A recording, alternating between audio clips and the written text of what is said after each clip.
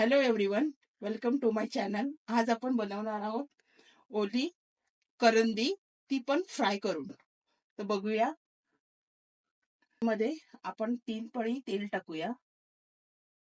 1 2 आणि 3 पळी तेल टाकायचं. हे मी 2 कांदे घेतले आहेत, मोठ्या साईजचे, बारीक कट करून घेतले. ते आता ह्या तेलावरती आपण टाकणार. कांदा चांगला खरपूस लाल कलरचा करून घ्यावा. कांदा शिजावा म्हणून थोडंसं आपण त्याच्यात मीठ टाकूया आणि थोडंसंच टाकायचं. थोडं मीठ नंतर आपण करंदी बरोबर टाकूया चवीप्रमाणे. कांदा आपला मऊसर झालेला आहे. कांद्याला थोडा थोडा कलरही आलेला आहे. आता आपण त्याच्यात टाकूया हिरवी मिरची, कोथिंबीर, अद्रक आणि लसूण ह्याची पेस्ट केलेली आहे, ती आता ह्याच्यात टाक. तीही चांगली थोडीशी तेलावर परतून घेऊया.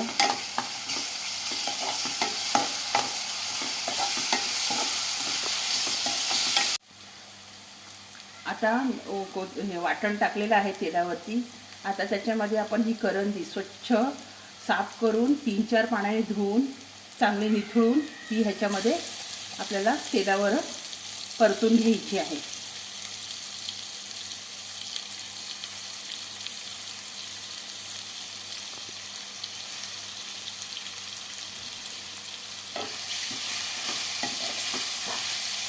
गॅस थोडी कमी करायची.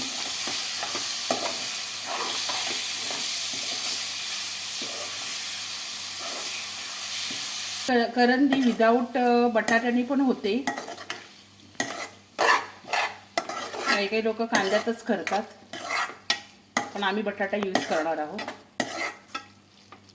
आता त्याच्यामध्ये असा बारीक चिरलेला हा बटाटा हा टाकून घ्यायचा आणि बटाटा एकदम छोटाच कापायचा, कारण बटाटा शिजायला जरा वेळ जातो म्हणून बारीकच कट करून घ्यायचा. ह्या बारीक 2 टॅमॅटो बारीक चिरून घेतले, तेही आता टाकून घ्यायचे त्याच्यात. ते पण एकत्र करायचे आहेत आणि 1-2 मिनटं झाकण देऊन एक वाफ काढून घ्यायची. फक्त 2 मिनटासाठी झाकण देऊन थोडी गॅस कमी करायची आणि एक वाफ काढून घ्यायची. पाणी वगैरे ठेवायची काही गरज नाही. फक्त गॅस बारीक करून मिडियम गॅसवरती 2 मिनटं वाफ देऊन काढायची. आता 2 मिनटं झालेले आहेत. झाकण बाजूला करूया. हे बघा, आता आपण ह्याच्यामध्ये अर्धा चमचा हळद, 1 चमचा काश्मीरी मिरची पावडर, 1 चमचा भरून हा घरगुती लाल मसाला आणि चवीप्रमाणे मीठ जरा सांभाळून टाकायचं, कारण आपण कांद्याबरोबर ऑलरेडी मीठ टाकलेलं आहे, त्याच्यामुळे थोडंसं सांभाळूनच टाकायचं मीठ. गॅस कमी करायची आणि चांगलं हे एकजीव करून घ्यायचं. तर ह्या स्टेपला गॅस एकदम कमी गॅस करून झाकण ठेवून त्याच्यावर थोडंसं पाणी द्यायचं, कारण आपली करदी खाली शक्यतो चिटकू शकते. आता आपली 10 मिनटं झालेली आहेत, 5-10 मिनटं. थोडंसं हे बाजूला करूया. बघा, हे तेल सगळं वरती आलेलं आहे.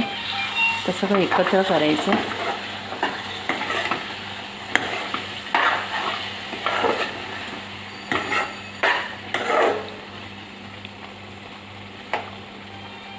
बटाटा पण आपला शिजलेला आहे. ही करंदी तुम्ही भाकरीसोबत, चपातीसोबत किंवा भाताबरोबरही खाऊ शकता. अशीच राहू दे. परत 1-2 मिनटं अजून परत देते. झाकण बाजूला केलेलं आहे. मस्तपैकी शिजलेली आहे आपली करंदी, झालेली आहे. मस्त सुगंध सुटलेला आहे.